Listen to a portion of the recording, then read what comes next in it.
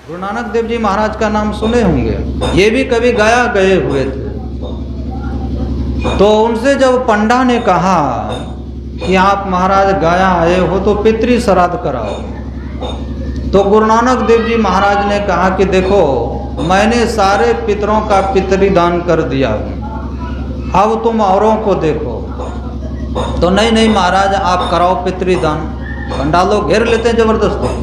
तो इससे क्या होगा, तो तुम्हारे पितर तृप्त हो जाएंगे। अच्छा यहाँ जल डालेंगे तो हमारे पितर तृप्त हो जाएंगे पितृलोक में, हाँ हो जाएंगे। तो गुरु नानक देव जी महाराज के पास कमंडल था, तो कमंडल का जल वहीं पर गिराने लगा। तो पंडा ने कहा कि ये महाराज क्या कर रहे हो आप? तो कहा कि गन्ना में पानी दे रहा हूँ। अरे महाराज यहाँ कहाँ गन्ना, यहाँ तो बालू ही बालू है, यहाँ गन्ना नहीं है, पंजाब में गन्ना लगाया हूँ, तो यहाँ से गन्ना खेत में पानी कैसे चला जाएगा? तो कहा कि एक कमंडल पानी 1000 किलोमीटर तक नहीं पहुँच पाएगा, तो इस धरती पर से पितृ लोग जो है या तो अरबों अरब मील दूर है, तो एक चम्मच पानी कैसे पहुंच जाएगा वहाँ पितृ लोग? लेकिन हम लोग मान लेते हैं कि हाँ तृप्त हो गए, तो लोग मान लेते हैं कि हाँ तृप्त हो गए, पर इस बात का विश्वास नहीं। क्योंकि भागवत महापुराण में पढ़ते हैं, सुनते हैं धुंधकारी और गोकर्ण का प्रसंग। धुंधकारी अपने पाप के प्रभाव से प्रेत बन गया था और उनके भाई गोकर्ण ये गया जी में पिंडदान कर दिया था। जगह जगह तीर्थों में भी गया था तो वहाँ भी पिंडदान किया, लेकिन वह पिंड प्रेत जोनि से मुक्त नहीं हुआ। जब अपने नगर में गोकर्ण गया तो अपने महल में जाकर के विश्राम किया, तो धुंधकारी आया प्रेत बन करके, गोकर्ण को भय दिखलाने लग गया। तो गोकर्ण ने पूछा कि तुम कौन हो और क्यों इस तरह से भयाक्रांत होकर के भय दिखला रहे हो? तो कहा कि मैं आपका ही बड़ा भाई अपने ही पाप के कारण प्रेत जोनि को प्राप्त हो गया। तो गोकर्ण जी ने कहा कि मैंने तो तुम्हारे नाम से गया जी में पिंडदान कर दिया, और भी बहुत सारे जगहों में तीर्थों में मैंने पिंडदान किया, तो तुम्हारा अब तक उद्धार नहीं हुआ। तो कहा कि अरे भाई मैंने इतना पाप किया, इतना पाप किया कि एक गया को कौन कहे, लाखों बार गया में पिंड देने पर भी हमारा उद्धार नहीं हो सकता। अगर हमारा उद्धार करना चाहते हो तो कोई और ही उपाय सोचो। तो कहा कि तब तक इसी घर में तुम रहो और हम उपाय करते हैं। अब सवेरा होता है तो नगर के सारे लोगों से जाकर के मिले और सारी घटना को कहा। तो गांव वालों ने कहा कि महाराज आप तो खुद महात्मा हो, तो इसका उपाय तो आप ही से संभव है, हम लोग तो गृहस्थ, हम लोग क्या बदलाएंगे। तो गोकर्ण जो था वह सूर्य भगवान का बड़ा भारी भक्त था, तो उन्होंने सूर्य भगवान की गति को रोक दिया और पूछा कि महाराज मेरे बड़े भाई प्रेत जोनि को प्राप्त हो गया, तो गया जी में पिंड देने पर भी उनका उद्धार नहीं हुआ, अब उसका उद्धार कैसे होगा, उसको उपाय बतलाओ। तो सूर्य भगवान ने कहा कि उनको श्रीमद् भागवत महापुराण की कथा सुनाओ। दूसरी रति मम कथा प्रसंगा। तो भागवत पुराण की कथा सुनाई गई।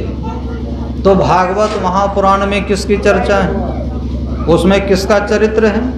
संतों और भगवंतों का ही चरित्र है। तो संत और भगवंत का चरित्र सुनाओ। तो संत और भगवंत का चरित्र सुनाना यही तो सत्संग है, इसको सत्संग सुनाओ। और 7 दिन के अंदर ही प्रेत योनि से धुंधकारी मुक्त होकर के देव योनि को प्राप्त हो गया, प्रेत के शरीर से देवता बन गया। तो सत्संग की यह महिमा है कि जो जीव अधोगति में चला जाता है उसकी सदगति हो जाती है। यह सत्संग की महिमा।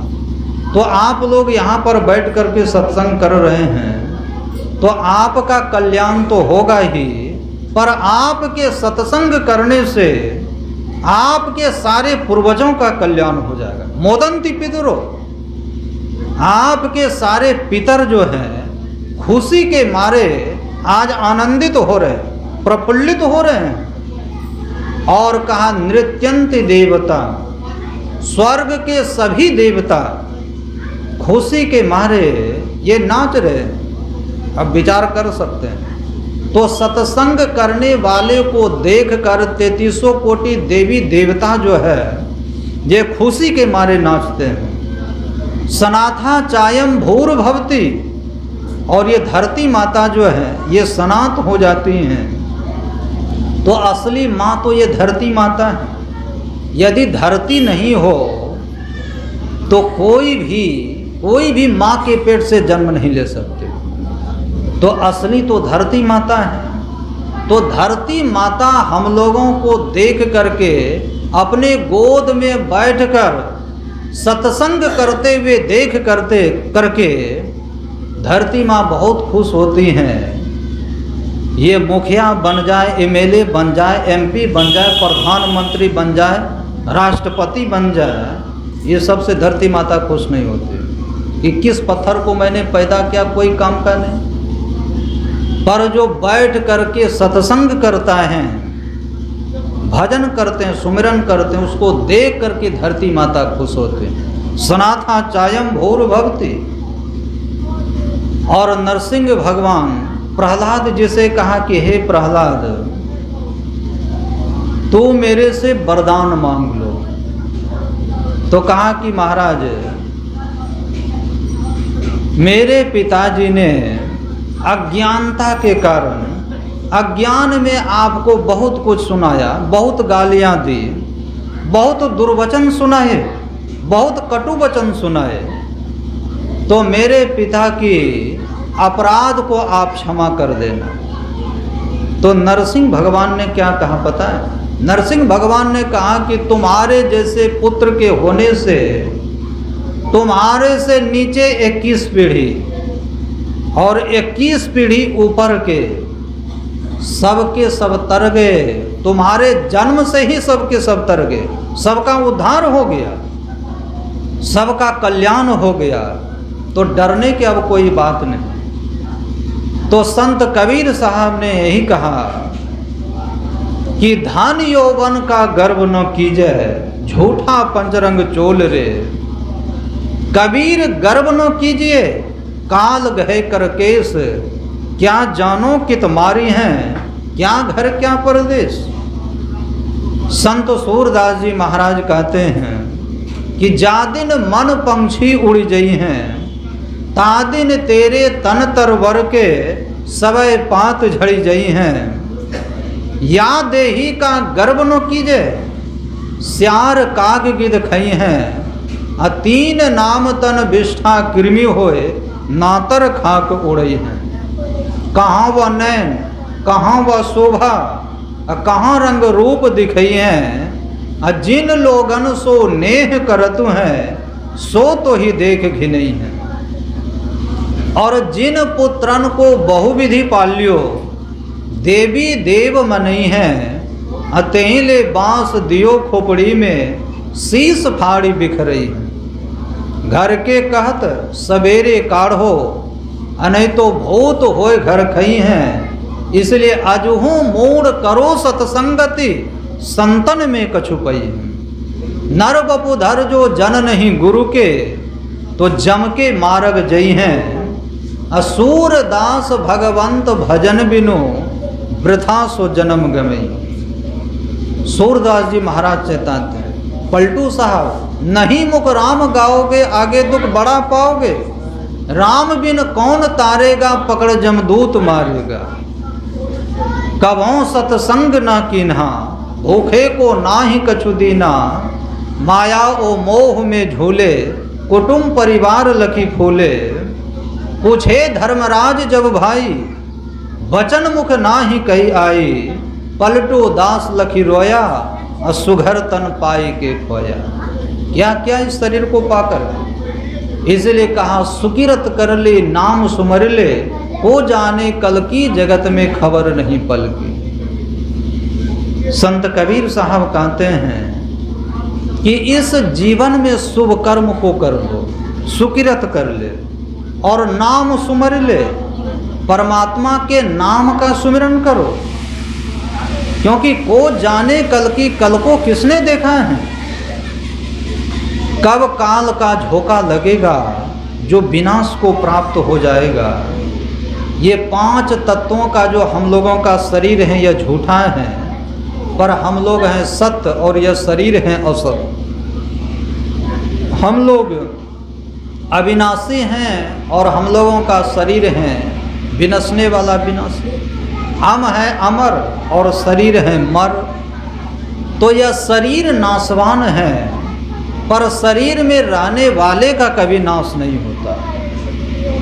शरीर बचाए बच नहीं सकता और आत्मा मिटाए मिट नहीं सकती। इसलिए संत महापुरुष कहते हैं कि जो मिटने वाला है, जो विनशने वाला है, उनसे प्रेम नहीं करके हम उनसे प्रेम करें जो कभी मिटने वाला नहीं, जिसका कभी विनाश नहीं होता है। विनाश शरीर का होता है, शरीर में रहने वाले का शरीर का नहीं। अच्छा, हम लोग एक ही शरीर में नहीं रहते, शरीर के ऊपर शरीर, शरीर के ऊपर शरीर। जैसे मकान के ऊपर मकान लोग बनाते हैं कि नहीं, 1 महला 2 महला 4 महला 5 महला बनाते हैं, तो शरीर को भी ये 5 महला मकान कहा गया। संत कबीर साहब ने कहा कि साधो 6 प्रकार की देही, स्थूल सूक्ष्म कारण महाकारण, कैवल्य हंस की लेही। साधारण मृत्यु में क्या होता है, केवल एक या स्थूल शरीर छूटता है, पर इसके अंदर में 3 और जड़ शरीर रहते हैं, जिससे फिर यह स्थूल शरीर हो जाता है। जैसे वृक्ष को काट देने पर अगर जड़ नीचे का मजबूत है तो फिर वृक्ष उगाता है। तो ऊपर मोटा शरीर है, इसके अंदर सूक्ष्म शरीर है, फिर कारण शरीर है और महाकारण शरीर है। तो ये 4 जड़ शरीर हैं। तो हम लोग देखते क्या है कि किसी आदमी का अगर शरीर छूट जाता है तो हम आप उसको क्या कहते हैं, मर गया, निधन हो गया, स्वर्गवास हो गया, परलोक चला गया। तो जो परलोक चला गया वह परलोक जाने वाला मरा नहीं है, मरा है शरीर, जिसका अग्नि संस्कार हम लोग कर देते हैं। अच्छा, शरीर छोड़ करके जो परलोक चला गया, जिसका स्वर्गवास हो गया, तो शरीर और परलोक जाने वाला यह एक नहीं है। शरीर में रहने वाले की स्थिति मरने पर भी रहती है। यह ज्ञान इसी अवसर पर सुनाया जाता है, इसी अवसर पर समझाया जाता है। यह ज्ञान जो है, अभी श्राद्ध कर्म के उपलक्ष्य पर यह सत्संग हो रहा है, तो इसमें यह ज्ञान सिखलाया जाता है। इससे यह सीख मिलती है कि यह सत्संग जो है, यह सत्संग हम लोगों को बहुत ऊंचा ज्ञान सिखलाता है, इतना ऊंचा कि जिससे विशेष ऊंचाई हो ही नहीं सकती। ऊंचाई के शिखर पर पहुंचाने के लिए सत्संग सिखलाता है। तो संतों की वाणी में आया कि जीवन से मरना भला, जो मरी जाने को, अब मरने पहले जो मरे तो अजर और अमर हो। मरते मरते जगमुआ, अवसर मुआ न कोय, दास कबीरा यो मुआ, बहुरी न मरना हो। और गुरु नानक देव जी महाराज कहते हैं, नानक जीवतिया मरी रहिए, ऐसा जोग कमाइए। महापुरुष लोग कहते हैं कि ऐसा जोग करो, ऐसी साधना करो कि जीते जी ही हम मर जाए। शरीर में है, पर शरीर के दुख सुख से आप रहित हैं। स्वजन संबंधियों के साथ हैं, लेकिन उनसे सर्वथा आप विमुख हैं। इसी को कहते हैं कि सब में रहते हुए किसी में नहीं, शरीर में रहते हुए शरीर में नहीं। इसलिए संत महापुरुष कहते हैं कि ऐसी मौत से मरो कि फिर जन्म नहीं लेना पड़े, और असली मरना इसी को कहते हैं। और ऐसा मरना जो है अपने जीवन काल में ही, अपने जीवन काल में ही होता है। जो मरने से जग डरे, मेरे मन आनंद, कब मरी हों कब पाई हों, तो पूर्ण परमानंद।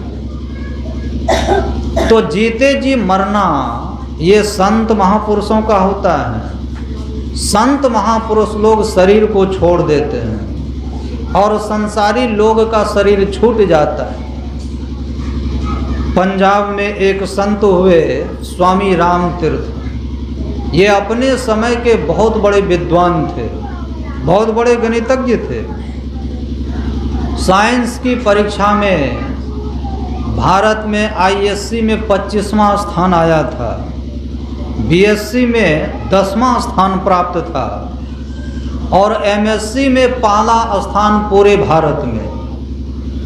और जिस यूनिवर्सिटी से आईएससी के डिग्री को उन्होंने हासिल की, उसी यूनिवर्सिटी के प्रोफेसर बन गए। अब देखिए कितने बड़े विद्वान। तो सामर्थ्य स्वामी राम तीर्थ ये अमेरिका गए हुए थे, तो वहाँ के पत्रकारों ने स्वामी राम तीर्थ से पूछा कि महाराज आप अमेरिका किस लिए आए हो? तो स्वामी राम तीर्थ ने कहा कि देखो मैं भारत का रहने वाला एक महात्मा हूँ और अध्यात्म योग का प्रचार करने के लिए यहाँ आया हूँ। तो महाराज न आपका यहाँ पर कोई पोस्टर लगा हुआ है, न बैनर लगा हुआ है, न आपके आने की किसी को यहाँ पर जानकारी है, तो आप कैसे यहाँ पर योग का प्रचार करेंगे? तो स्वामी राम तीर्थ ने कहा कि देखो मेरा बैनर, मेरा पोस्टर, मेरा विज्ञापन, मेरा प्रचारक तू है और तू ही मेरा प्रचार करेगा। तो महाराज आपका प्रचार कैसे करेंगे? कहा रे तू तो पत्रकार रहे जी, हाँ तो अखबार में निकाल दो कि भारत से एक योगी आया है और इस अमेरिका में जितने डॉक्टर हैं, बड़े बड़े वैज्ञानिक हैं, वे सब के सब अपने समस्त यंत्रों के साथ इस योगी के पास पहुंच जाओ और यह सिद्ध कर दो कि यह योगी जिंदा है कि मुर्दा है, यह सिद्ध कर दो। तो उस योगी के चमत्कार को आकर के सबको देखने के लिए अखबार में निकाल दिया गया, स्थान सुनिश्चित कर दिया गया, और संपूर्ण अमेरिका के बड़े बड़े जो डॉक्टर थे, बड़े बड़े वैज्ञानिक अपने यंत्रों को लेकर के स्वामी राम तीर्थ के पास आ गए। तो स्वामी राम तीर्थ ने अपना हाथ आगे बढ़ा दिया और कहा कि मेरी नब्ज को देख करके कोई भी बतला दो कि यह आदमी जिंदा है कि मुर्दा है, कोई भी बतलाओ। तो सारे वैज्ञानिकों ने, डॉक्टरों ने अपना अपना यंत्र जो है स्वामी राम तीर्थ के देह में लगा दिया, उसके नब्ज में लगा दिया, और लगाने के बाद सब के सब डॉक्टर वैज्ञानिक मौन हो गए, चुप हो गए, अब कोई कुछ बोलता ही नहीं है। तो स्वामी राम तीर्थ ने पूछा कि अरे तुम चुप क्यों हो गए, क्या बात हो गई? तो उन डॉक्टरों और वैज्ञानिकों ने कहा कि महाराज कुछ बोलने के लिए अब है ही नहीं, मैं क्या बोलूं? आपको यह कैसे कहूं कि आप जीवित हो, और आपको यह भी कैसे कहूं कि आप मर गए हो? तो कहा कि क्यों, कुछ तो बोलो। तो आपके लिए तो यह दोनों बातें झूठी है महाराज। अच्छा, यदि मैं आपको मृत कहता हूं तो कोई यंत्र काम नहीं कर रहा है, आपकी देह में कोई क्रिया नहीं हो रही है, न श्वास चलती है, न नाड़ी चलती है, न शरीर में धड़कन है, न शरीर में खून का संचार है, न वायु का संचार है। कहने का मतलब शरीर पूर्ण रूपेण जड़वत हो चुका है, कोई यंत्र यह जवाब नहीं दे रहा है कि यह आदमी जीवित है। तो मैं यह कैसे कहूँ कि आप जीवित हो? तो स्वामी रामतीर्थ ने कहा कि चलो मुर्दा ही कह दो। अरे महाराज मुर्दा भी कैसे कहूँ, आप बोल जो रहे हैं, आप देख रहे हैं, आप सुन रहे हो, सारी क्रियाएं हो रही हैं। अच्छा महाराज किस सामर्थ्य से आपने अपनी देह की स्थिति बना ली? देख भी रहे हो और नहीं भी देख, सुन भी रहे हो और नहीं भी सुन रहे हो, बोल भी रहे हो और नहीं भी बोल रहे हो। तो सारे यंत्र फेल हो चुके हैं और देह की सारी क्रियाएं बंद हो चुकी, सारी क्रियाएं भी हो रही हैं और कोई यंत्र यह सिद्ध नहीं कर रहा है कि आदमी जीवित है।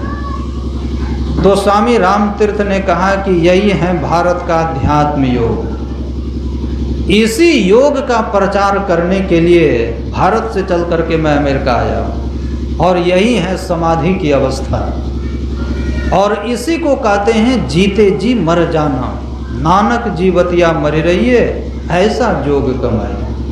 ऐसे ही जोग कमाने के लिए शरीर मिला।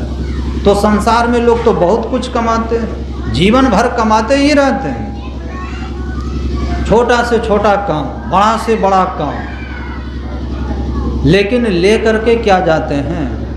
लेकर वह भी न गए कुछ जो दुनिया के मालिक थे। और सिकंदर जब चला दुनिया से तो दोनों हाथ खाली थे। न्यूटन का भी नाम सुने होंगे आप लोग। ये जब मरने लगे तो मरने के समय उसके पास जो है बड़े बड़े प्रतिष्ठित लोग आए हुए थे, क्योंकि न्यूटन जो है ये दुनिया का बहुत बड़ा वैज्ञानिक था, जिन्होंने गुरुत्वाकर्षण का खोज किया था। वो वैज्ञानिक न्यूटन जब मरने लगा, अब कल्पना कर सकते हैं कि कैसी ख्याति उसको मिली होगी। इतने बड़े वैज्ञानिक, कितने देश के राष्ट्रपति, कितने देश के प्रधानमंत्री, बड़े बड़े नेता लोग उनके पास मिलने के लिए आए।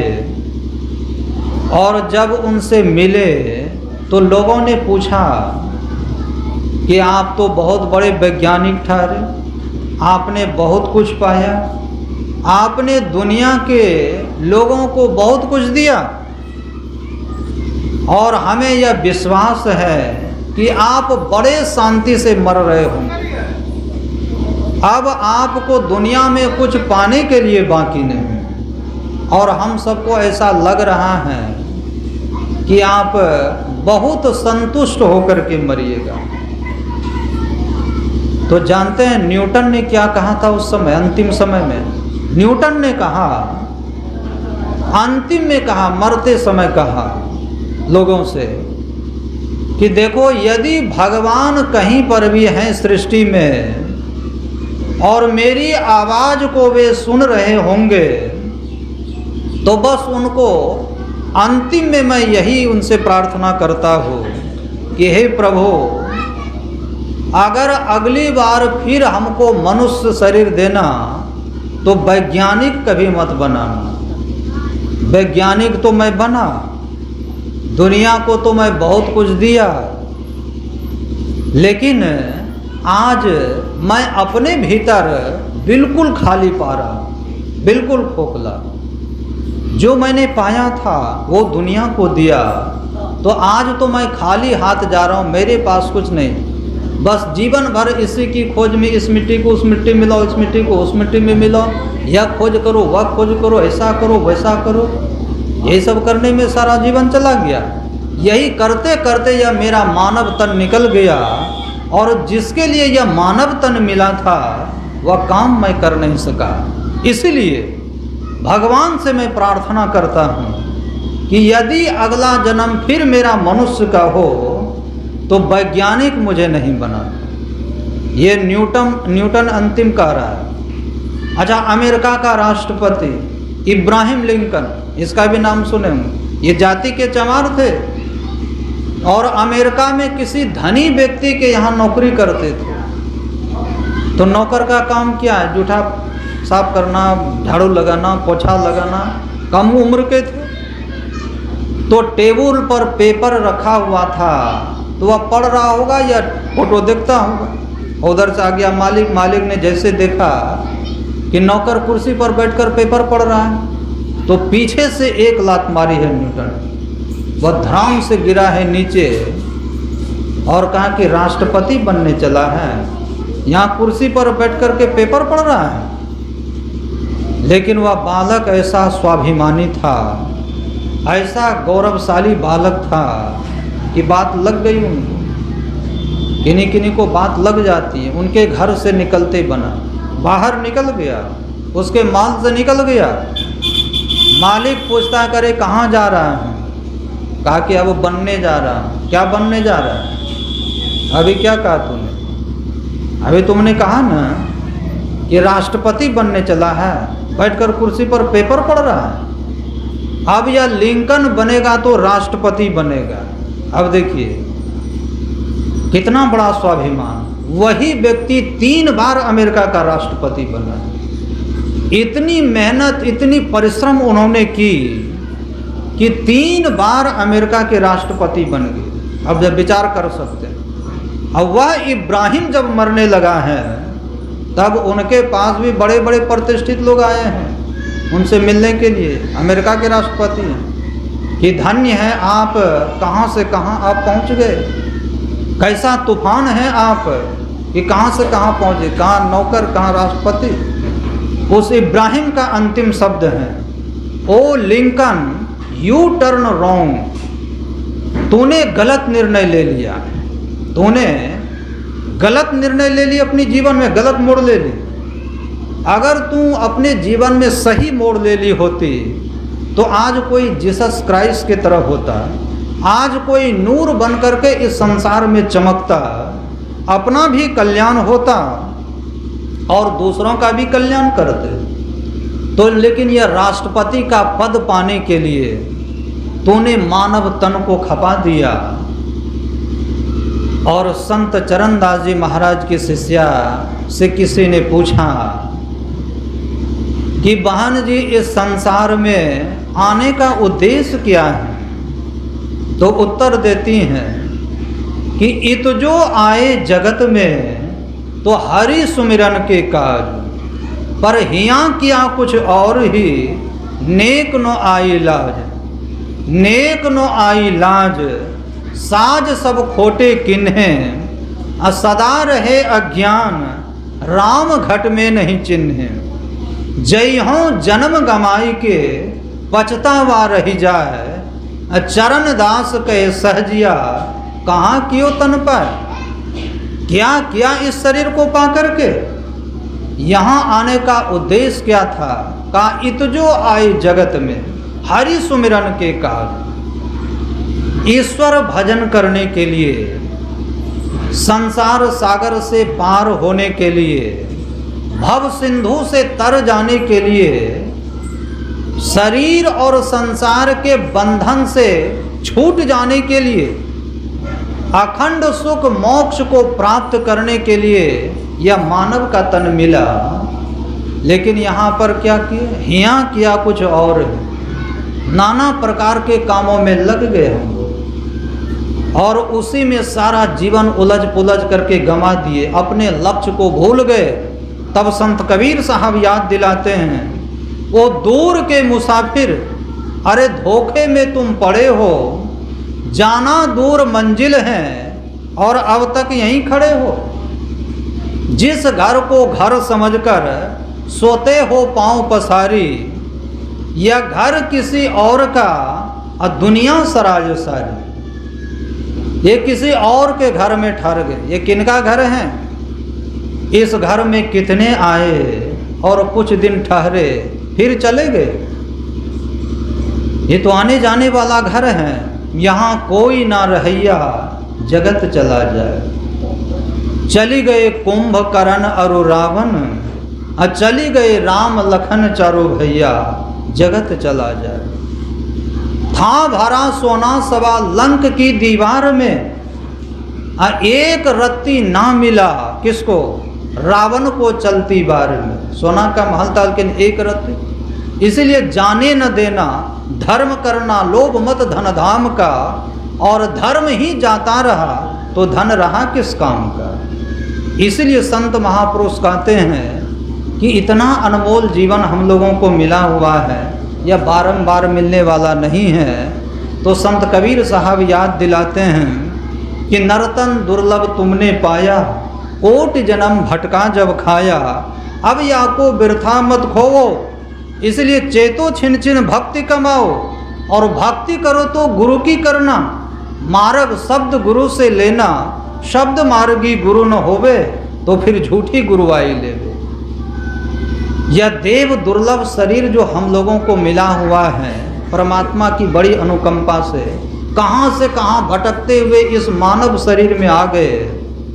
अति दुर्लभ तन है मानुष का, यह पारस ज्ञान विचारिए जी, गुरु मंत्र दिए जो दया करके, सोई श्वास में श्वास उच्चारिए जी, प्रभु प्रीत की ज्वाल प्रज्वाल करो, और पाप के बीज को जारिए जी, दुख भंजन नाम निरंजन का, कब हो मति भूल विसारिए।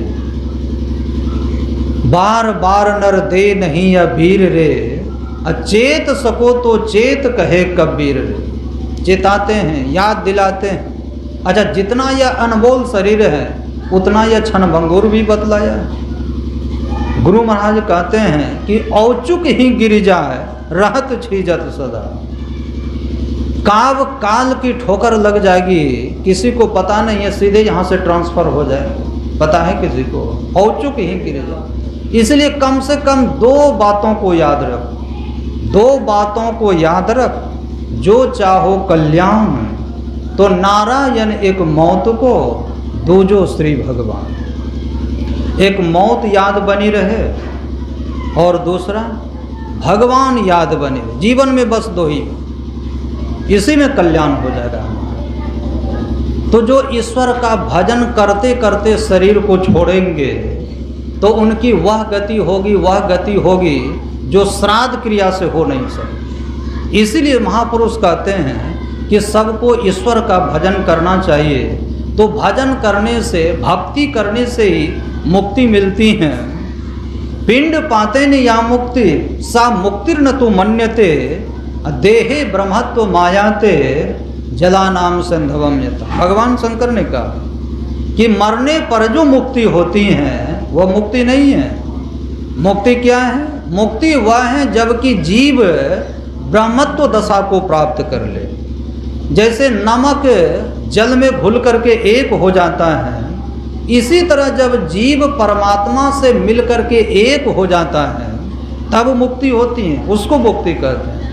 और जीवन काल में जिसने ऐसी दशा को प्राप्त कर ले उसे ही मरने पर मुक्ति मिलती है। तो जीवन काल में मुक्ति प्राप्त नहीं किए तो याद रखिए मरने पर मुक्ति प्राप्त हो यह संभव नहीं।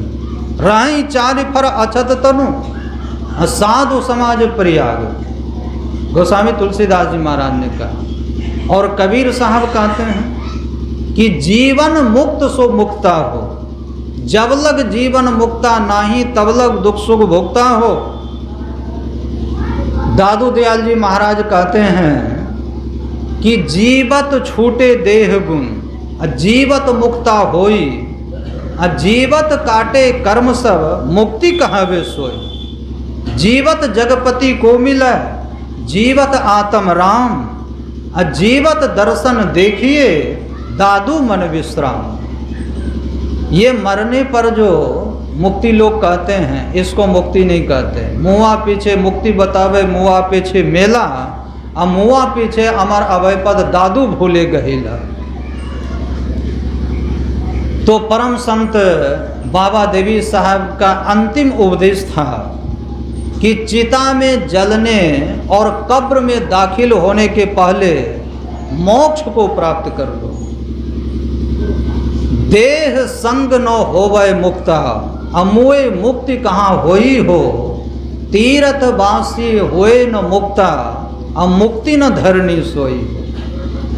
तीरथ व्रत करने से भी मुक्ति मिलने वाली नहीं है। देव पूज के हिंदू मर गए, तुरक पूजे हज जाई, जटा बढ़ा के जोगी मर गए, तीनों ने मुक्ति पाई। फिर मुक्ति मिलेगी किसको? तो उत्तर में कबीर साहब ने कहा कि जोग जुगति जो कोई जाने, खोजे आप शरीरा, कहे कबीर तामे मुक्ति है, कहत ज्वलाह कबीरा। जो योग की जुक्ति को जानता है, सदगुरु से दीक्षा लेकर के जो साधन भजन करते हैं, इसको योग की जुक्ति कहते हैं। और यह एक जन्म की बात नहीं है, एक जन्म में नहीं होगा तो दूसरे तीसरे कई जन्मों में जरूर मुक्ति होगी।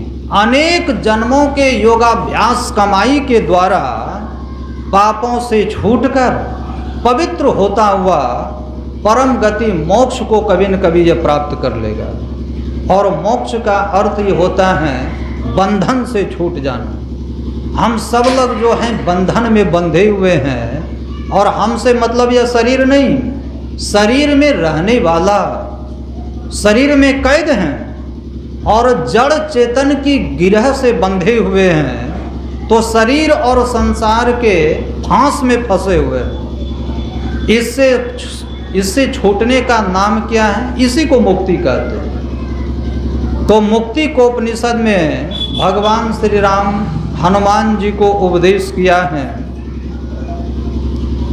कि मैं सुखी हूँ, मैं दुखी हूँ, मैं करने वाला हूँ, मैं भोगने वाला हूँ। ये सब क्या है? ये सब चित्त का धर्म है और यही बंधन का कारण है। तो चित्त के धर्म पर जो काबू पा लेता है वह जीवन मुक्त हो जाता है, शरीर रहते वह जीवन मुक्त हो जाता है।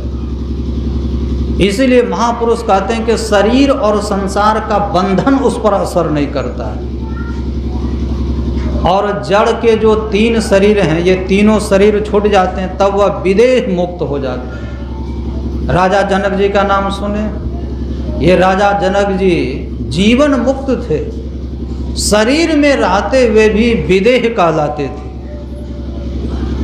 तो ये योग की साधना करके तो यह विदेह दशा की प्राप्ति होती। थोड़ी रहने दीजिए। भजन अभ्यास करते करते तो हम लोगों को यह जीवन जो मिला हुआ है,